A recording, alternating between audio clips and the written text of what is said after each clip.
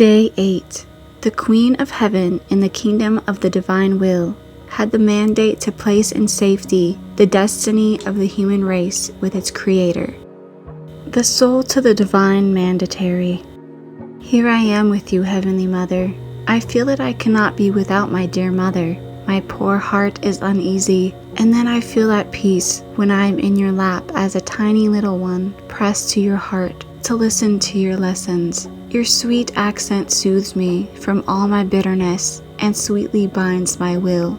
I place it as a footstool under the divine will, which makes me feel its sweet rule, its life, its happiness. Lesson of the Heavenly Mandatory. My dearest child, know that I love you so much. Trust your mother, and be sure that you will obtain victory over your will. If you will be faithful to me, I will take upon myself every care to be a true mother to you. Therefore, listen to what I did for you before the Most High. I did nothing else than bring myself upon the knees of my celestial Father. I was tiny, not yet born, but the divine volition, whose life I possessed, gave me free access to my Creator. For me, all the doors and the ways were fully open, nor was I frightened nor fearful of Him. The human will above all causes fright, fear, distrust, and distances the poor creature from He who loves it so much, and who wants to be surrounded by His children. Thus, if the creature is frightened and fearful, and does not know how to be as a child with its father to its Creator, it is a sign that the divine will does not reign in her, and thus the creature experiences the tortures, the martyrdom of the human will. Therefore, never do your will. Do not want to torture and martyrize yourself, which is the most horrible of martyrdoms, without support and without strength. So listen to me. I brought myself into the arms of the divinity, especially since they awaited me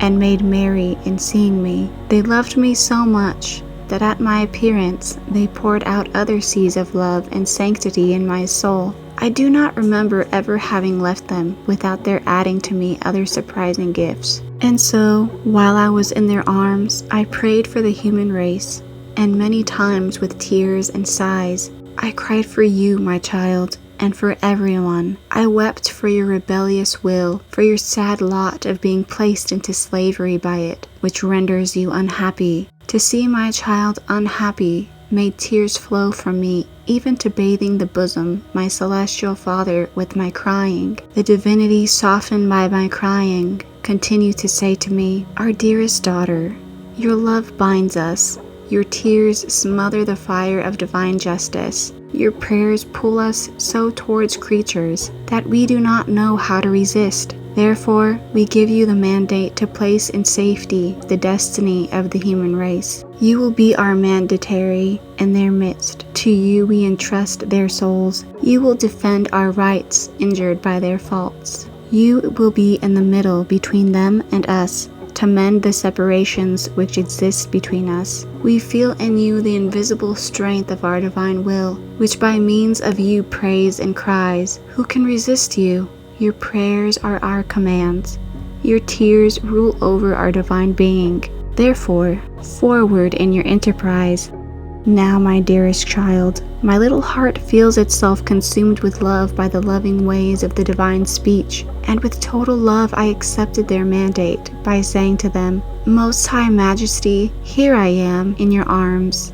Dispose of me as you wish. I will offer even my life for what you wish. And even if I would have as many lives for as many creatures there are, I would put them at your disposition to bring everyone all safe into your paternal arms. And without knowing then that I would be mother of the divine word, I felt in myself double maternity. Maternity for God to defend His just rights, and maternity for creatures to place them in safety. I felt myself mother of everyone. The divine volition which reigned in me, which does not know how to do isolated things, brought me into God and all creatures of all centuries. In my maternal heart, I felt my offended God who wanted to be satisfied, and I felt creatures under the rule of divine justice. Oh, how many tears flowed! I wanted my tears to descend into all hearts, to let everyone feel my maternity, all of love. I cried for you and for everyone, my child. Therefore, listen to me.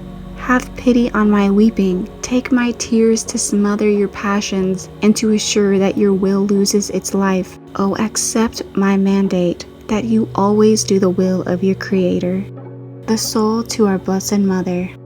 Celestial Mother, my poor heart cannot bear hearing how much you love me. Oh, you love me too much, even to weeping for me. I feel your tears descend into my heart, and as so many darts they wound me and make me understand how much you love me. And I want to unite my tears to yours and pray you, crying that you never leave me alone, that you watch over me in everything, and if necessary, even beat me. Give me yourself as mother, and I, as your little child, will pattern all my behavior by yours, so that your mandate may be my fortune, and you can bring me into the arms of our Heavenly Father as act fulfilled by your divine mandate.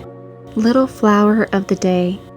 Today, to honor me, you will give me your will, your pains, your tears, your anxieties, your doubts, your fears, placing them in my maternal arms, so that as your mother I can hold them as deposit in my motherly heart, as pledges of my child, and I will give you the precious pledge of the divine will. Exclamation.